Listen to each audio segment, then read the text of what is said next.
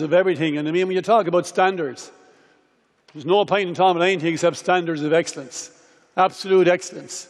There's no room for carelessness, no room for any kind of sloppiness. It's about standards of excellence all the time. And to me, again, those standards have to be set from the top.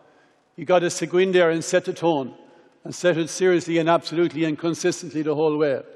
So what do? I mean, you don't pluck something out of the sky and say, lads, I have a fantastic idea. This is what we'll do. That's gimmicky, and I don't like gimmicks. Basically, you roll up your sleeves, you get down to work. Get in there and you do it well. And standards, things like timekeeping. For example, we're training at 7 o'clock in Nolan Park in Kilkenny, and I see it as my duty to be there, ready, organised, ready to roll at 6 o'clock. And that was from day one. And that's the way it has to continue to be. And that sends out a message. It sends out a message to everybody that you're setting a decent standard. And when I went in first, it wasn't like that. There's no point in pretending otherwise. Fellows were arriving in 7:15, 7:10, tearing off clothes, throwing on a pair of boots, trying to get out in the field for 7 o'clock or 2 or 3 minutes past. But we did away with that, and we didn't have to read a riot act. Well, if we had to, we could as well. But we didn't have to do it, because word spreads very, very quickly. You set the example, you set the tone, and word filters down.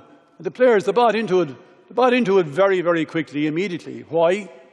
Because everybody wants to be part of a set-up or a situation that's going to allow them to be the best they can be. Everybody talks about being the best they can be. Obsession, no, serious people in business, sport, whatever it is, that's always want to be the best they can be. But I would actually be certain you can never, ever, ever be the best you can be. You should never, ever consider that you have now reached the ultimate of where you can go. And we would talk about that to the players, because essentially you're putting limits on yourself. You should put no limits on where you can go, no limits on what you can do, no limits on what you can achieve.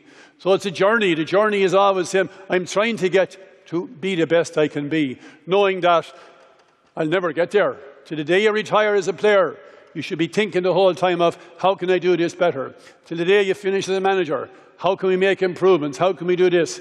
So it's a never-ending journey, which is great. That's the way it should be.